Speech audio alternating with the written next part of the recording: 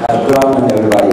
It's my great honor and privilege to introduce one of the multifaceted Telangana Bidda, that is Mr. Vikas Adhao. A lot of people know him as a technical expert, water works, and he has a long 30 years of experience in the National Water Works Division. And but on the other side of it, he's a great poet, writer, and also an actor.